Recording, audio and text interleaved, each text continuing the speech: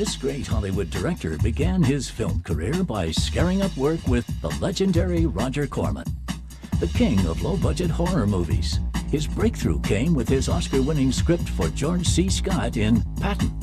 Since then, he's won 4 more Academy Awards, working on the Godfather saga with some of the world's greatest actors, writing and directing such classics as The Conversation, Apocalypse Now, and one of his most personal films, Youth Without Youth. Hello, I'm Francis Coppola, and I'm welcoming you to Hollywood's best film director. We're here in Napa Valley in Rutherford, California, and we're in one of the rooms of the American Zoetrope Research Library, where all the research materials are kept. And I think all in all in this building there are maybe 80,000 volumes. My father and mother were young parents. Of course, I was the second child. I had an older brother, a wonderful older brother, about 5 years older than me, and my father was really a concert flutist or symphony flutist or flautist, if you want to be snooty. He was the solo first flute for the NBC Symphony under Arturo Toscanini, and I remember, possibly you could say, the first sound I really recall is the sound of him warming up every day, because a musician at that level has to practice every day. And my mother was a very beautiful woman. When she would come to school, the other students would say, "Oh, your mother is so beautiful. She looks like a movie star." She was a dark-haired woman, very striking, and so I guess you could say that that was the first image I saw, was her face. So her face and the sound of the flute was the first movie I think I recall. And I also remember having a little like a movie theater in our basement where we would show cartoons and, you know, invite kids for 25 cents to see the movie shows, and we would have a concession where we would sell lemonade. And when I was a little older, I was paralyzed, so I had nothing to do except stay in, you know, I couldn't go out where other kids were because everyone was frightened of polio as a contagious childhood. It was called infantile paralysis. And so I played a lot with my puppets and my tape recorder, and I had a toy movie projector that my grandfather had given me. So of course I wanted very much to be a playwright. And then my last year of school, I remember seeing a film that was being shown in one of the buildings that was a silent film called 10 Days That Shook the World by Sergei Eisenstein. And I was so impressed with this production that even though it was a silent film, it seemed to have sound, even though it was all through the magic of editing, that I decided not to go to the Yale Drama School where I thought I was going to go, and instead I went to the UCLA Film School and moved to California and became a film student. I answered an ad that was put up on the student board about Roger Corman was looking for a student to work as an assistant on a project. It was interesting because at that time I hadn't paid my phone bill because I didn't have much money, and I was very worried that I called and they said, "Well, give us your number, we'll call you back." And I was sitting by the phone hoping that my phone wouldn't get turned off before they called me back. But they called me back, a very nice woman, I remember her name, Kinta, interviewed me, and she asked me, "Well, can you speak Russian?" I said, "Well, no, or sort of, you know, what do you need?" And he had bought a Russian film, and he wanted someone to sort of, not exactly translate it into English, but to make up dialogue for it to fit into the mouth, to dub it into a different, to make it more of a horror film than it was. But ultimately I got that job, and I did that. I did several of these Russian films that he acquired and put English actors on it and made them more into little exploitation films. One of my first films was called The Rain People, and it was a story I had written with Shirley Knight and James Caan, and this represented the direction I wanted to go into, original stories of my own that I would adapt or that I would write for film and then shoot in a very personal way, which is, obviously more of an independent style film. And I made that film, and really the film I wanted to make after that was The Conversation. Of course, which was another more personal film, another story I had written myself, and ultimately was to star Gene Hackman. But it was hard to make that kind of personal film, to finance it. So it wasn't until after I made The Godfather that I was able to say, oh, I want to make The Conversation. And in a funny way, after The Conversation, had I not had the big accident of The Godfather becoming so successful and taking my life in another direction, I would have made Youth Without Youth as a more personal film. What I like about this is that you go from being an old man to a younger man right in front of our eyes.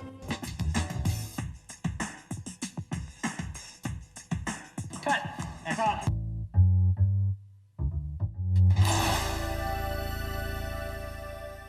When you sit down really to write, I think, a movie, it's probably not unlike an actor doing an improvisation, but you engage in an imaginary movie that you pretend that you're seeing, and seeing how it's shown and what the people are doing and what they're saying, and you sort of you set out on a little excursion of imagination, and then of course you write down what you're seeing, what you're hearing, what they're saying, and all of a sudden the door will open and someone will walk in that you didn't expect, and you'll say the door opens and in comes the aunt, and she's mad because you've broken into her apartment, and you're sort of following a thread that isn't really yet there, but it seems to be weaving itself through this act of visualization and improvisation.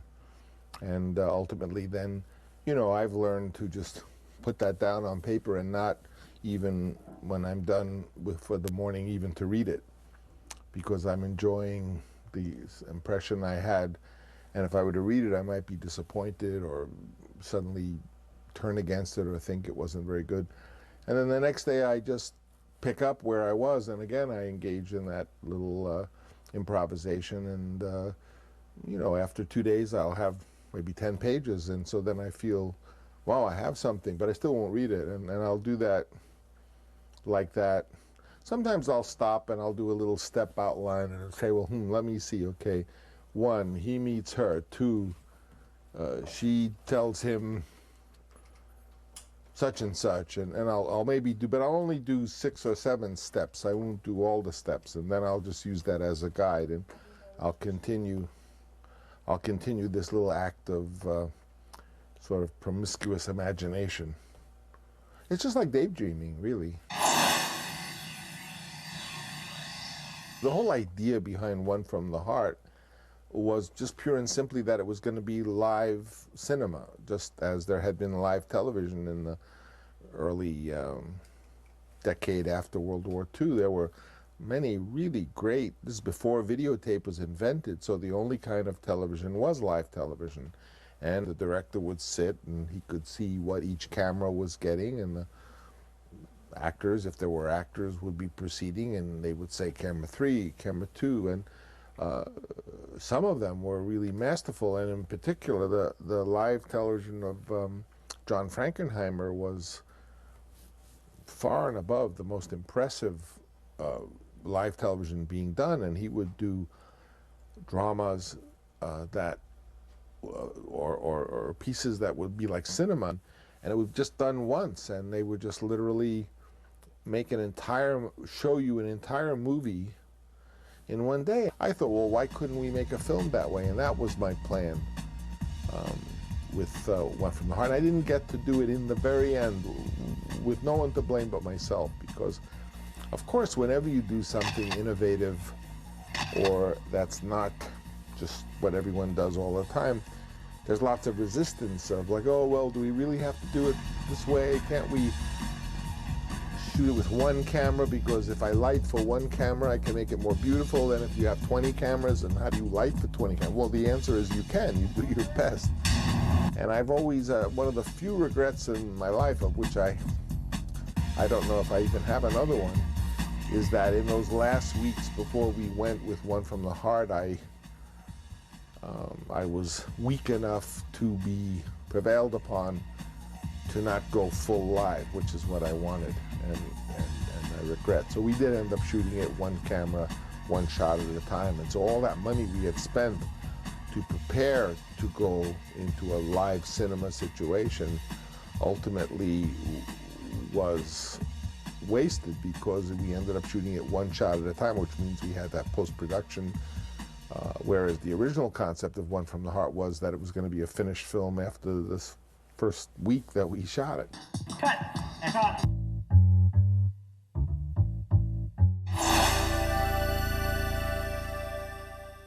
Probably directing is tougher than writing, because writing, you're working only with extremely cooperative people who are people of your own imagination, whereas when you're actually directing, you're constantly trying to sell these other people a bill of goods as to why they should just maybe forego their own ideas for a minute and just do what you're asking them to do.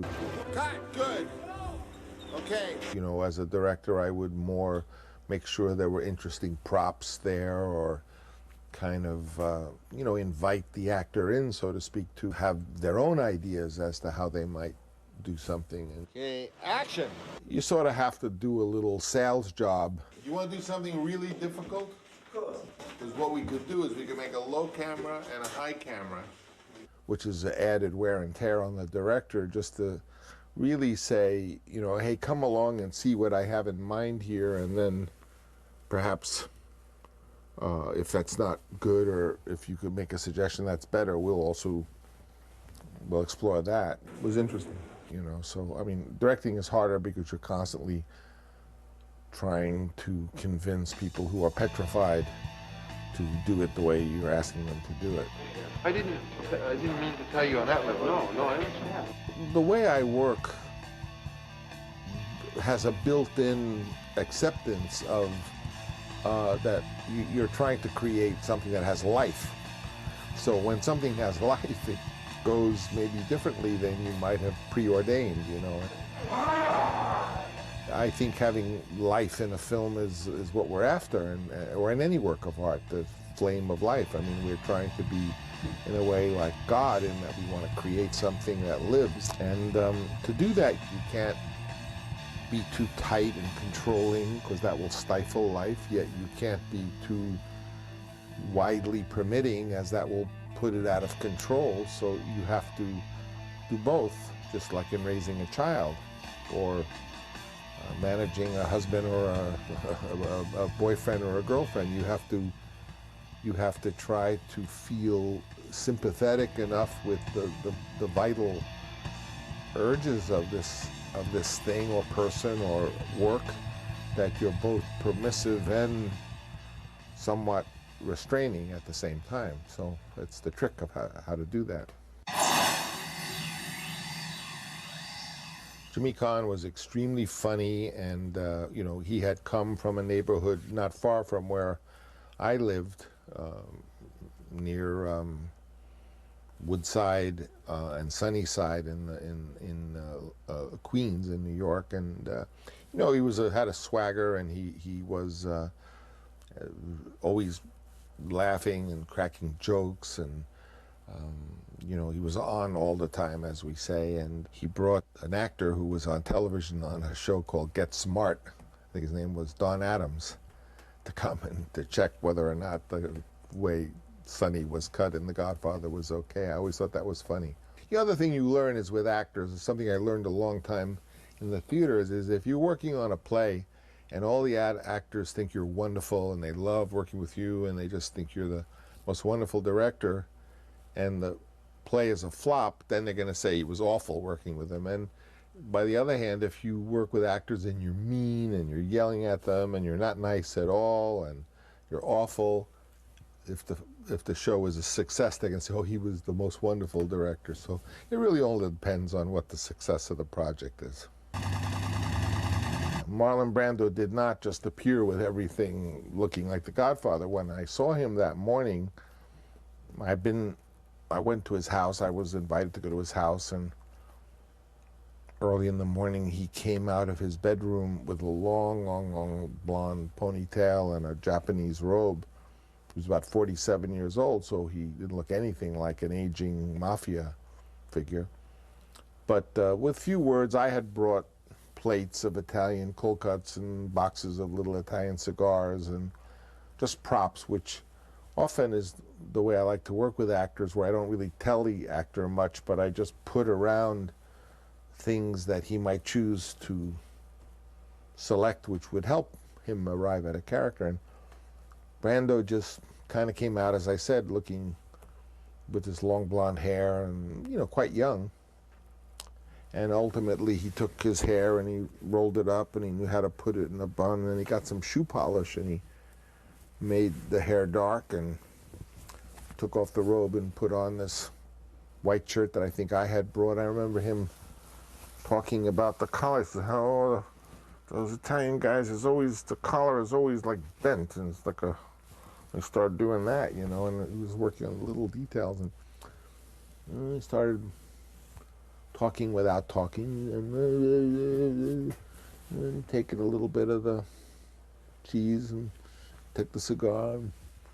And then it was really funny because at one moment the phone rang, his phone, and he went, you know, I always wondered what the person who called thought, to just get, you know. And he was clearly, and then he took some Kleenex, rolled it up in little balls, and he said, "I think you should have the face of a bulldog," and he stuffed this in like that, you know, going like that, and I was shooting it all with the little video camera, and it was like a transformation in front of my eyes. And he said, "Well, you know, he's shot in the throat in the story, or he's shot. He's, maybe after that you ought to talk like with a rasp, you know." And that's what it was like. Action. Of course, I had my problems with Apocalypse Now. I mean, I was running out of money, and I had to get Marlon Brando to ultimately arrive at some idea with me that we could actually film, because he didn't look like an army colonel or anything. But, you know, I didn't cajole him. You know, I basically engaged with him. And in the end, you know, he was just a very interesting man, a little bit, you know, you have to realize he had been Marlon Brando ever since he was 24, so he had lived in a fairyland, you know, as those people who are celebrities when they're very young must be, you know, people making a fuss over him, people trying to manipulate him. That's why Marlon liked best, like, children or animals or people who weren't coming at him with an agenda, I think. But, you know, he was a nice person. The Oscar that meant the most to me was, and it's hard now because I have several relatives, 3 in fact, who have won them, but the biggest thrill was to see my father win the Oscar. And then actually get to see him win an Oscar was like the payoff of a wonderful, of my childhood, to see the father that I hoped so much would be successful. With my daughter, of course it was equally a thrill, but in a sense she was so young and beautiful that, you know, she'll win other Oscars. And there'll be other people in our family. Jason Schwartzman is my nephew is a tremendous talent, I think, and his brothers, and also Nicholas Cage has won an Oscar. So but I'm sure some of these other young people will definitely win that, and hopefully other awards. Because of my brother's influence, I was very impressed with the films of Alexander Korda, and the films made in that great period of British films. Not only The Thief of Baghdad, but The Man Who Could Work Miracles with Roland Young, The Shape of Things to Come. I love that film, and Four Feathers. So I mean, I think the British productions of Korda and of the Arrows, Michael Powell and Emrys Pressburger, and, you know, The Red Shoes and Tales of Hoffman. I would say I had a special fascination. And of course, all the American films that were the universal Dracula and Frankenstein and the Wolfman and Abbott and Costello meet Dracula, Frankenstein, the Wolfman. So I think the films I want to make, especially now in this new situation, are films that are like questions, and the answer is the finished film. Okay, next case. Action! I think I was very wise in understanding when I did that the motion picture and entertainment business was not really a business. It was not a real business, because ultimately it was the business for the distributor, because ultimately the proceeds of the movies all go to the distributor into the hopper and then trickles down and finally gets to the people who made the film at the end. And the motion picture business, even for the distributor, was not what we call a real business, because, you know, it could be great one year and then it was nothing the next, whereas there are businesses, the wine business, the resort business, and other businesses like that, that every year ultimately you get paid. I mean, and if you do a good job, you could actually grow it to double it, and the next year double it, and then next year double it and double it, so that it really is a reliable business. And that if I had a foundation in more real business, then that would help me subsidize maybe my interest in the not real businesses, like the film business, which has come true. So one of the wisest things I did was to take my emphasis out of making a living from the movies and move it into, you know, having my own company. Hey, have a lot of fun. I think my best advice is really contained in the story of what happened to me when I wrote the screenplay of the film Patton. One of the reasons they explained that they didn't like it was the opening. I had this unusual opening where the character Patton comes right up on front of a big flag and makes a speech. And he's a 4-star general, and he has medals and awards and pistols, and he's making the speech. And they said to me, it's very confusing, this speech. First of all, to start a movie not only with a speech like that, but then in the scene right after it, he only has 2 stars and he doesn't have the medals. It will be very confusing, and we don't like the beginning. Well, eventually they did find an actor who liked it, George Scott, and a director who that opening appealed to, and who shot it wonderfully. And that is considered one of the most effective openings in the movie canon, which means, young people, that the things you get fired for when you're young are the same things you win awards for when you're old. So you have to be very courageous about your ideas, because it's not their fault. It's just that when you come up with really something good, it means it's different, and it's different from what they expect, and they're likely to fire you or discredit you. But, you know, years later, if you survive, they'll bring it out as one of the great things you did. If George Lucas and Martin Scorsese and Steven Spielberg and myself were in a room, what would be talked about? And it would be possible that it would be talking about movies that one of them would have seen something really wonderful and they'd start to describe it, because I think the cinema is something that is really, you never lose interest in, and you're always in awe over how amazingly flexible and magical and ever-changing it is. So I think easily that directors of that level could talk about those things, or they might be talking about their kids or their families, or you know, but it wouldn't surprise me if they were talking about films.